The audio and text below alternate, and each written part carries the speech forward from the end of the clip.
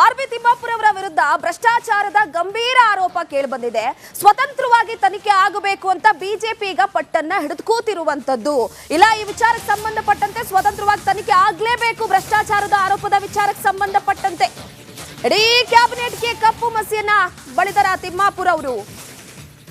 So ಹಾಗಾಗಿ high court ಹಾಲಿ ನ್ಯಾಯಮೂರ್ತಿಗಳ ನೇತೃತ್ವದಲ್ಲಿ ತನಿಖೆ ಆಗಲೇಬೇಕು ಅಂತ ಒತ್ತಾಯವನ್ನ ಮಾಡಲಾಗ್ತಾ ಇದೆ. ರಿಪಬ್ಲಿಕನ್ ಬಿಜೆಪಿ ಶಾಸಕ ಭರತ್ ಶೆಟ್ಟಿ ಅವರ ಎಕ್ಸ್ಕ್ಲೂಸಿವ್ ಮಾತು.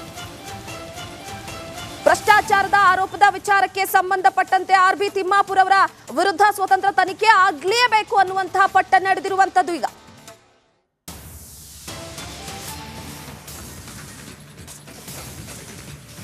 ಈಗ ಆರ್.ಬಿ. ತಿಮ್ಮಾಪುರ ಒಂದು ಹೇಳಿಕೆಯನ್ನು ತಾವು ಯಾವ ರೀತಿಯಾಗಿ ನೋಡ್ತೀರಿ ಸರ್? ನೋಡಿ, ಆರ್.ಬಿ. ತಿಮ್ಮಾಪುರ ಹೇಳಿಕೆ ಏನಿದೆ, ಅವರು ಡೆಸ್ಪರೇಟ್ ಆಗಿದ್ದಾರೆ. ನಾನು ಒಬ್ಬನೇ ಸಿಕ್ಕಿ ಬಿದ್ದಿದ್ದೇನೆ ಅನ್ನುವಂಥ ಬೇಜಾರು ಅವರನ್ನು ಕಾಡ್ತಾ ಇದೆ. ಎಲ್ಲೋ ಒಂದು ಕಡೆ ಮನಸ್ಸಿಗೆ ಬಹಳ ನೊಂದಿದ್ದಾರೆ. ನಾನು ಒಬ್ಬನೇ ಯಾಕೆ ಸಿಕ್ಕಿ ಬೀಳಬೇಕು, ಇಡೀ ಕ್ಯಾಬಿನೆಟ್ ಎಲ್ಲರೂ ಸಹ ಸಿಕ್ಕಿ ಬೀಳಬೇಕನ್ನುವಂಥ ಆಸೆ ಅವರಲ್ಲಿದೆ. ಅಂದರೆ ನನಗೆ ಕಂಪನಿ ಸಿಗ್ತದೆ ಅನ್ನುವಂಥ ಮನಸ್ಥಿತಿಯಲ್ಲಿ ಮಾಡಿದ್ದಾರೆ. ಅವ್ರು ಹೇಳೋದಂತೂ ನಿಜ. ಕರಪ್ಷನ್ನು ನನ್ನ ಡಿಪಾರ್ಟ್ಮೆಂಟಲ್ಲಿ ಮಾತ್ರ ಅಲ್ಲ, ಎಕ್ಸೈಸಲ್ಲಿ ಮಾತ್ರ ಅಲ್ಲ, ಎಲ್ಲ ಡಿಪಾರ್ಟ್ಮೆಂಟ್ಸ್ಗಳಲ್ಲಿ ಇದೇ ಥರದ ಕರಪ್ಷನ್ ಇದೆ ಅನ್ನೋದನ್ನು ಅವರು ಡೈರೆಕ್ಟಾಗಿ ಹೇಳಿದ್ದಾರೆ. ಅಂದರೆ ಇಡೀ ಸರ್ಕಾರದ ಮೇಲೆ ನಾವು ಏನಂತ ಹೇಳ್ತಾ ಬಂದಿದ್ದೀವಿ ಇಷ್ಟು ತನಕ, ಕ್ಯಾಬಿನೆಟ್ ಒಂದು ಮಂತ್ರಿ ಅದನ್ನು ಕನ್ಫರ್ಮ್ ಮಾಡಿದ್ದಾರೆ, ನಮ್ಮಲ್ಲಿ ದೊಡ್ಡ ರೀತಿಯ ಕರಪ್ಷನ್ ನಡೀತಾ ಇದೆ ಅನ್ನುವಂಥ ವಿಷಯದಲ್ಲಿ. ಮತ್ತು ಎಕ್ಸೈಸ್ ಡಿಪಾರ್ಟ್ಮೆಂಟಲ್ಲಿ ಅವರು, ಅವರ ಸಂಬಂಧಿಕರು, ಒಬ್ಬ ಹತ್ತಿರದ ಸಂಬಂಧಿ ಮತ್ತು ಅಧಿಕಾರಿಗಳು ಎಲ್ಲರೂ ಸಹ ಇನ್ವಾಲ್ವ್ ಇದ್ದಾರೆ ಅನ್ನೋದು ಇವಾಗಲೇ ಎಲ್ಲ ಮೀಡಿಯಾದಲ್ಲಿ ಬರ್ತಾ ಇದೆ. ಮತ್ತು FIR ಸಹ ಇಬ್ಬರ ಮೇಲೆ ಆಗಿದೆ. ಇಮಿಡಿಯೇಟಾಗಿ ಅವರು ರೆಸಿಗ್ನೇಷನ್ನ ಕೊಡಬೇಕಾಗಿದೆ. ರೆಸಿಗ್ನೇಷನ್ ಕೊಡಲಿಕ್ಕೆ ಅವ್ರಿಗೆ ಮನಸ್ಸಿಲ್ಲ. ಹಾಗಾಗಿ ಬೇರೆ ಮಂತ್ರಿಗಳು ಯಾರು ಕರಪ್ಷನ್ ಮಾಡ್ತಾ ಇದ್ದಾರೆ ಅವರು ಸಿಕ್ಕಿಬಿಡಲಿಲ್ಲ, ಅವರು ರೆಸಿಗ್ನೇಷನ್ ಕೊಡ್ತಾ ಇಲ್ಲ, ನಾನು ಒಬ್ಬನೇ ಯಾಕೆ ರೆಸಿಗ್ನೇಷನ್ ಕೊಡಬೇಕು ಅನ್ನುವಂಥ ಒಂದು ದುಃಖದಿಂದ ಅವರು ಮಾತಾಡ್ತಾ ಇದ್ದಾರೆ. ಹಿರಿಯ ಸಚಿವರು ಈ ಮಾತನ್ನು ನೇರವಾಗಿ ಹೇಳಿರ್ತಕ್ಕಂಥ, ಮಾಧ್ಯಮಗಳಲ್ಲಿ ಬಹಿರಂಗವಾಗಿ ಹೇಳಿರ್ತಕ್ಕಂಥದ್ದು.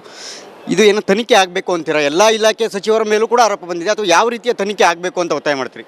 ನೋಡಿ, ಇದಕ್ಕೆ ದೊಡ್ಡ ರೀತಿಯ ತನಿಖೆ ಆಗಬೇಕಾಗಿದೆ. ಇದು ಗೌರ್ಮೆಂಟನ್ನು ಬಿಟ್ಟು ಇಂಡಿಪೆಂಡೆಂಟಾಗಿ ಜುಡಿಷಿಯರಲ್ಲಿರುವಂಥ ಒಬ್ಬ ಹೈಕೋರ್ಟ್ನವರು ಯಾರು ದೊಡ್ಡ ಜಡ್ಜನ್ನು ಹಿಡಿದು ಅವರ ನೇತೃತ್ವದಲ್ಲಿ ಇದೊಂದು ಎನ್ಕ್ವೈರಿ ಆದರೆ ನ್ಯಾಯ ಸಿಗಲಿಕ್ಕೆ ಸಾಧ್ಯ. ಇಲ್ಲದಿದ್ದರೆ ಇದು ಮೋಡದಲ್ಲಿ ಏನಾಗಿದೆ, ಮತ್ತೊಂದರಲ್ಲಿ ಏನಾಗಿದೆ, ಅದೇ ರೀತಿಯಲ್ಲಿ ಇದು ಮುಚ್ಚಿ ಹಾಕುವಂಥ ಕೆಲಸ ಆಗ್ತದೆ. 2 ರೌಂಡ್ ಎನ್ಕ್ವೈರಿ ಮಾಡಿದಾಗ ಮಾಡ್ತಾರೆ, ಮತ್ತೇನು ಸಹ ಮುಂದುವರಿದಿಲ್ಲ. ಇದೊಂದು ಇಂಡಿಪೆಂಡೆಂಟ್ ಜಡ್ಜ್ ಮೂಲಕ ಒಂದು ಸಮಿತಿಯನ್ನು ಮಾಡಿ ಅವರ ಮೂಲಕ ಇದನ್ನು ಮಾಡಬೇಕಾಗಿದೆ. ಯಾಕಂದರೆ ಪ್ರತಿಯೊಬ್ಬ ಕ್ಯಾಬಿನೆಟಲ್ಲಿರುವಂಥ ಎಲ್ಲ ಮಂತ್ರಿಗಳ ಮೇಲೆ, ಎಲ್ಲ ಡಿಪಾರ್ಟ್ಮೆಂಟ್ ಮೇಲೆ, ಇನ್ಕ್ಲೂಡಿಂಗ್ CM, ಒಬ್ಬ sitting minister of the cabinet ಕರ್ನಾಟಕದ ಹೇಳ್ತಾರಂತ ಹೇಳಿದರೆ ಅದರ ಡೆಪ್ತ್ ಏನಿದೆ ಅನ್ನುವಂಥದ್ದನ್ನು ನಾವು ಅರ್ಥ ಮಾಡ್ಕೊಳ್ಬೇಕು. ಒಬ್ಬ ಮಂತ್ರಿ ಹಾಗೆ ಹೇಳಬೇಕಾದ್ರೆ ದೊಡ್ಡ ರೀತಿಯಲ್ಲಿ ಇದೊಂದು ಭ್ರಷ್ಟಾಚಾರದ ದಂಧೆ ನಡೀತಾ ಇದೆ. ಬಹುಶಃ ಇವರೆಲ್ಲ ಕಲೆಕ್ಷನ್ ಮಾಡಿ ಹೈಕಮಾಂಡಿಗೆ ಕಳಿಸೋದು ಅದು ಇದೆಲ್ಲ ಆಗ್ತಾ ಇರಬೇಕು. ಹಾಗಾಗಿ ಇವ್ರಿಗೆ ಸಹ ಅದ್ರ ಬಗ್ಗೆ ಮಾಹಿತಿ ಇದೆ, ಈ ಮಿನಿಸ್ಟ್ರಿಗೆ ಸಹ ಅದ್ರ ಬಗ್ಗೆ ಮಾಹಿತಿ ಇದೆ, ಬೇರೆ ಡಿಪಾರ್ಟ್ಮೆಂಟಿನ ಬಗ್ಗೆ ಸಹ ಮಾಹಿತಿ ಇದೆ. ಮುಖ್ಯಮಂತ್ರಿ ಅವ್ರಿಗೆ ಏನು ಹೇಳ್ತೀರಿ ಅಂತ? ಒಬ್ಬ ಸಚಿವರು, ಕ್ಯಾಬಿನೆಟ್ ಮಿನಿಸ್ಟರು ಈ ರೀತಿ ಬಹಿರಂಗ ಹೇಳಿಕೆ ಎಲ್ಲ ಸಚಿವರ ಮೇಲೆ ಆರೋಪ ಮಾಡಿದ್ದಾರೆ ಅಂದರೆ, ಮುಖ್ಯಮಂತ್ರಿ ಅವರು ಕೂಡ ಇನ್ಕ್ಲೂಡು ಕ್ಯಾಬಿನೆಟಲ್ಲಿ, ಏನು ಹೇಳ್ತೀರಿ? ಮುಖ್ಯಮಂತ್ರಿಗಳು ಅವರದ್ದೇ ಆದ ಡೆಸ್ಪರೇಷನಲ್ಲಿ ಇದ್ದಾರೆ. ಕುರ್ಚಿಯನ್ನು ಒಂದು ಉಳಿಸ್ಕೊಳ್ಳುವಂಥ ಪ್ರಯತ್ನ ಒಂದು ಕಡೆಯಲ್ಲಿ ಮಾಡ್ತಾಯಿದ್ರೆ, ಇನ್ನೊಂದು ಕಡೆ ಎಲ್ಲ ಮಂತ್ರಿಗಳು ಅವರಿಗೆ ಮನಸ್ಸಿಗೆ ಬಂದ ಹಾಗೆ ಎಲ್ಲ ರೀತಿಯಲ್ಲಿ ಎಲ್ಲ ಕಡೆಗಳಿಂದ ಎಲ್ಲೆಲ್ಲಿ ದುಡ್ಡು ಸಿಗ್ತದೆ ಆ ರೀತಿಯ ದುಡ್ಡನ್ನು ಕೀಳುವಂಥ ಪ್ರಯತ್ನ ಮಾಡ್ತಾ ಇದ್ದಾರೆ. ಕ್ಯಾಮರಾ ಪರ್ಸನ್ ಮಂಜುನಾಥ್ ಜೊತೆ ಸುರೇಶ್, ರಿಪಬ್ಲಿಕ್ ಕನ್ನಡ, ಬೆಂಗಳೂರು. ಆರ್.ಬಿ. ತಿಮ್ಮಾಪುರ ಅವರ ವಿರುದ್ಧ ಭ್ರಷ್ಟಾಚಾರದ ಗಂಭೀರ ಆರೋಪ ಕೇಳಿಬಂದಿದೆ. ಸ್ವತಂತ್ರವಾಗಿ ತನಿಖೆ ಆಗಬೇಕು ಅಂತ ಬಿಜೆಪಿ ಈಗ ಪಟ್ಟನ್ನ ಹಿಡಿದು ಕೂತಿರುವಂತದ್ದು. ಇಲ್ಲ, ಈ ವಿಚಾರಕ್ಕೆ ಸಂಬಂಧಪಟ್ಟಂತೆ ಸ್ವತಂತ್ರವಾಗಿ ತನಿಖೆ ಆಗಲೇಬೇಕು. ಭ್ರಷ್ಟಾಚಾರದ ಆರೋಪದ ವಿಚಾರಕ್ಕೆ ಸಂಬಂಧಪಟ್ಟಂತೆ ಇಡೀ ಕ್ಯಾಬಿನೆಟ್ಗೆ ಕಪ್ಪು ಮಸಿಯನ್ನ ಬಳಿದರ ತಿಮ್ಮಾಪುರ ಅವರು. ಸೊ ಹಾಗಾಗಿ ಹೈಕೋರ್ಟ್ ಹಾಲಿ ನ್ಯಾಯಮೂರ್ತಿಗಳ ನೇತೃತ್ವದಲ್ಲಿ ತನಿಖೆ ಆಗಲೇಬೇಕು ಅಂತ ಒತ್ತಾಯವನ್ನ ಮಾಡಲಾಗ್ತಾ ಇದೆ. ರಿಪಬ್ಲಿಕನ್ ಬಿಜೆಪಿ ಶಾಸಕ ಭರತ್ ಶೆಟ್ಟಿ ಅವರ ಎಕ್ಸ್ಕ್ಲೂಸಿವ್ ಮಾತು. ಭ್ರಷ್ಟಾಚಾರದ ಆರೋಪದ ವಿಚಾರಕ್ಕೆ ಸಂಬಂಧಪಟ್ಟಂತೆ ಆರ್.ಬಿ. ತಿಮ್ಮಾಪುರ ಅವರ ವಿರುದ್ಧ ಸ್ವತಂತ್ರ ತನಿಖೆ ಆಗಲೇಬೇಕು ಅನ್ನುವಂತಹ ಪಟ್ಟ ನಡೆದಿರುವಂತದ್ದು.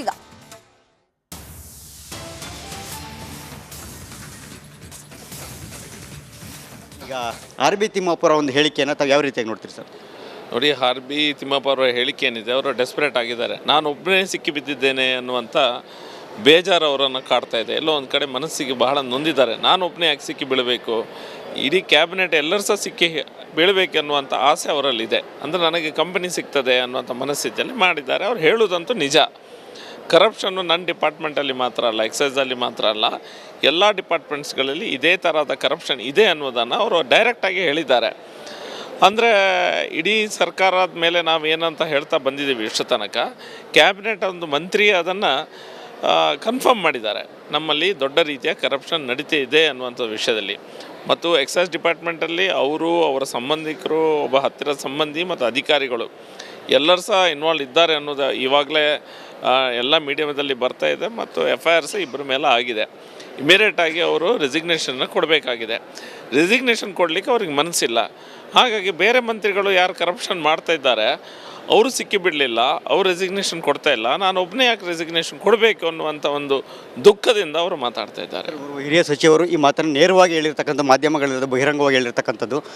ಇದು ಏನು ತನಿಖೆ ಆಗಬೇಕು ಅಂತೀರಾ? ಎಲ್ಲ ಇಲಾಖೆ ಸಚಿವರ ಮೇಲೂ ಕೂಡ ಆರೋಪ ಬಂದಿದೆ, ಅಥವಾ ಯಾವ ರೀತಿಯ ತನಿಖೆ ಆಗಬೇಕು ಅಂತ ಒತ್ತಾಯ ಮಾಡ್ತೀರಿ?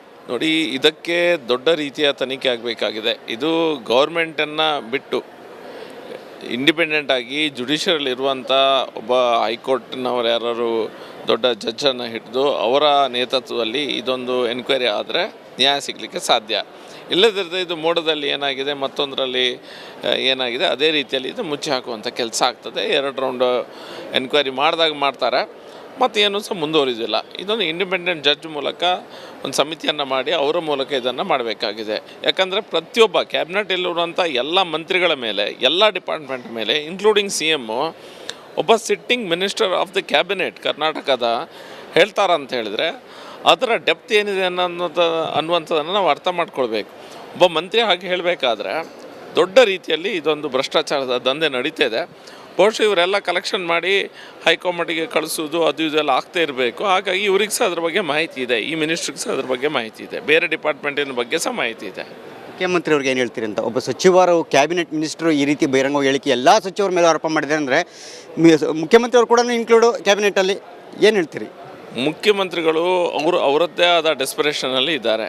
ಕುರ್ಚಿಯನ್ನು ಒಂದು ಉಳಿಸ್ಕೊಳ್ಳುವಂಥ ಪ್ರಯತ್ನ ಒಂದು ಕಡೆಯಲ್ಲಿ ಮಾಡ್ತಾಯಿದ್ರೆ, ಇನ್ನೊಂದು ಕಡೆ ಎಲ್ಲ ಮಂತ್ರಿಗಳು ಅವರಿಗೆ ಮನಸ್ಸಿಗೆ ಬಂದ ಹಾಗೆ ಎಲ್ಲ ರೀತಿಯಲ್ಲಿ ಎಲ್ಲ ಕಡೆಗಳಿಂದ ಎಲ್ಲೆಲ್ಲಿ ದುಡ್ಡು ಸಿಗ್ತದೆ ಆ ರೀತಿಯ ದುಡ್ಡನ್ನು ಕೀಳುವಂಥ ಪ್ರಯತ್ನ ಮಾಡ್ತಾ ಇದ್ದಾರೆ. ಕ್ಯಾಮರಾ ಪರ್ಸನ್ ಮಂಜುನಾಥ್ ಜೊತೆ ಸುರೇಶ್, ರಿಪಬ್ಲಿಕ್ ಕನ್ನಡ, ಬೆಂಗಳೂರು. RB ತಿಮ್ಮಾಪುರ ಅವರ ವಿರುದ್ಧ ಭ್ರಷ್ಟಾಚಾರದ ಗಂಭೀರ ಆರೋಪ ಕೇಳಿಬಂದಿದೆ. ಸ್ವತಂತ್ರವಾಗಿ ತನಿಖೆ ಆಗಬೇಕು ಅಂತ ಬಿಜೆಪಿ ಈಗ ಪಟ್ಟನ್ನ ಹಿಡಿದು ಕೂತಿರುವಂತದ್ದು. ಇಲ್ಲ, ಈ ವಿಚಾರಕ್ಕೆ ಸಂಬಂಧಪಟ್ಟಂತೆ ಸ್ವತಂತ್ರವಾಗಿ ತನಿಖೆ ಆಗ್ಲೇಬೇಕು. ಭ್ರಷ್ಟಾಚಾರದ ಆರೋಪದ ವಿಚಾರಕ್ಕೆ ಸಂಬಂಧಪಟ್ಟಂತೆ ಇಡೀ ಕ್ಯಾಬಿನೆಟ್ಗೆ ಕಪ್ಪು ಮಸಿಯನ್ನ ಬಳಿದರ ತಿಮ್ಮಾಪುರ ಅವರು. ಸೊ ಹಾಗಾಗಿ ಹೈಕೋರ್ಟ್ ಹಾಲಿ ನ್ಯಾಯಮೂರ್ತಿಗಳ ನೇತೃತ್ವದಲ್ಲಿ ತನಿಖೆ ಆಗ್ಲೇಬೇಕು ಅಂತ ಒತ್ತಾಯವನ್ನ ಮಾಡಲಾಗ್ತಾ ಇದೆ. ರಿಪಬ್ಲಿಕ್ ಕನ್ನಡದಲ್ಲಿ ಬಿಜೆಪಿ ಶಾಸಕ ಭರತ್ ಶೆಟ್ಟಿ ಅವರ ಎಕ್ಸ್ಕ್ಲೂಸಿವ್ ಮಾತು. ಭ್ರಷ್ಟಾಚಾರದ ಆರೋಪದ ವಿಚಾರಕ್ಕೆ ಸಂಬಂಧಪಟ್ಟಂತೆ RB ತಿಮ್ಮಾಪುರ ಅವರ ವಿರುದ್ಧ ಸ್ವತಂತ್ರ ತನಿಖೆ ಆಗ್ಲೇಬೇಕು ಅನ್ನುವಂತಹ ಪಟ್ಟನ್ನ ನಡೆದಿರುವಂತದ್ದು. ಈಗ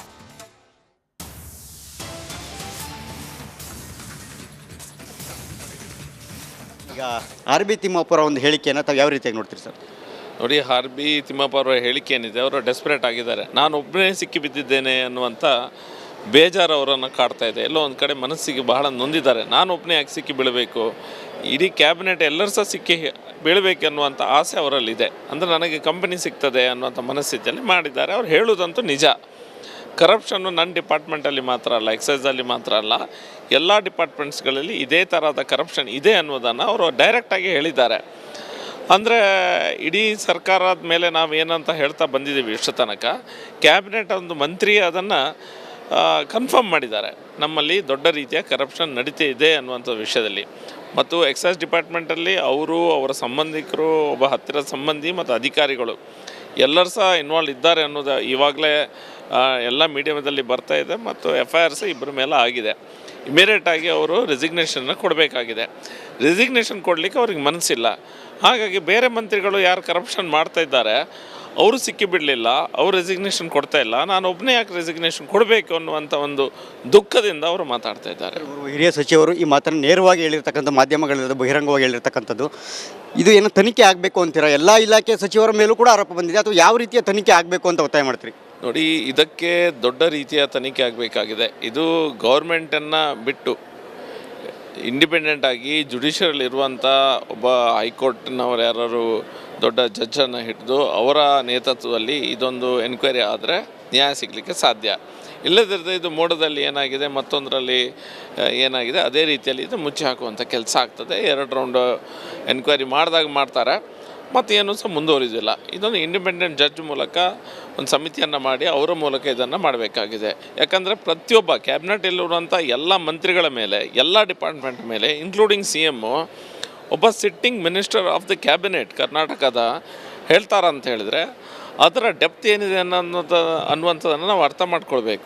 ಒಬ್ಬ ಮಂತ್ರಿ ಹಾಗೆ ಹೇಳಬೇಕಾದ್ರೆ ದೊಡ್ಡ ರೀತಿಯಲ್ಲಿ ಇದೊಂದು ಭ್ರಷ್ಟಾಚಾರದ ದಂಧೆ ನಡೀತಾ ಇದೆ. ಬಹುಶಃ ಇವರೆಲ್ಲ ಕಲೆಕ್ಷನ್ ಮಾಡಿ ಹೈಕಮಾಂಡಿಗೆ ಕಳಿಸೋದು ಅದು ಇದೆಲ್ಲ ಆಗ್ತಾ ಇರಬೇಕು. ಹಾಗಾಗಿ ಇವ್ರಿಗೆ ಸಹ ಅದ್ರ ಬಗ್ಗೆ ಮಾಹಿತಿ ಇದೆ, ಈ ಮಿನಿಸ್ಟ್ರಿಗೆ ಸಹ ಅದ್ರ ಬಗ್ಗೆ ಮಾಹಿತಿ ಇದೆ, ಬೇರೆ ಡಿಪಾರ್ಟ್ಮೆಂಟಿನ ಬಗ್ಗೆ ಸಹ ಮಾಹಿತಿ ಇದೆ. ಮುಖ್ಯಮಂತ್ರಿ ಅವ್ರಿಗೆ ಏನು ಹೇಳ್ತೀರಿ ಅಂತ? ಒಬ್ಬ ಸಚಿವರು ಕ್ಯಾಬಿನೆಟ್ ಮಿನಿಸ್ಟರು ಈ ರೀತಿ ಬಹಿರಂಗ ಹೇಳಿಕೆ ಎಲ್ಲ ಸಚಿವರ ಮೇಲೆ ಆರೋಪ ಮಾಡಿದ್ದಾರೆ ಅಂದರೆ ಮುಖ್ಯಮಂತ್ರಿ ಅವರು ಕೂಡ ಕ್ಯಾಬಿನೆಟ್ ಕ್ಯಾಬಿನೆಟಲ್ಲಿ ಏನು ಹೇಳ್ತೀರಿ? ಮುಖ್ಯಮಂತ್ರಿಗಳು ಅವರದ್ದೇ ಆದ ಡೆಸ್ಪರೇಷನಲ್ಲಿ ಇದ್ದಾರೆ. ಕುರ್ಚಿಯನ್ನು ಒಂದು ಉಳಿಸ್ಕೊಳ್ಳುವಂಥ ಪ್ರಯತ್ನ ಒಂದು ಕಡೆಯಲ್ಲಿ ಮಾಡ್ತಾಯಿದ್ರೆ, ಇನ್ನೊಂದು ಕಡೆ ಎಲ್ಲ ಮಂತ್ರಿಗಳು ಅವರಿಗೆ ಮನಸ್ಸಿಗೆ ಬಂದ ಹಾಗೆ ಎಲ್ಲ ರೀತಿಯಲ್ಲಿ ಎಲ್ಲ ಕಡೆಗಳಿಂದ ಎಲ್ಲೆಲ್ಲಿ ದುಡ್ಡು ಸಿಗ್ತದೆ ಆ ರೀತಿಯ ದುಡ್ಡನ್ನು ಕೀಳುವಂಥ ಪ್ರಯತ್ನ ಮಾಡ್ತಾ ಇದ್ದಾರೆ. ಕ್ಯಾಮ್ರಾ ಪರ್ಸನ್ ಮಂಜುನಾಥ್ ಜೊತೆ ಸುರೇಶ್, ರಿಪಬ್ಲಿಕ್ ಕನ್ನಡ, ಬೆಂಗಳೂರು.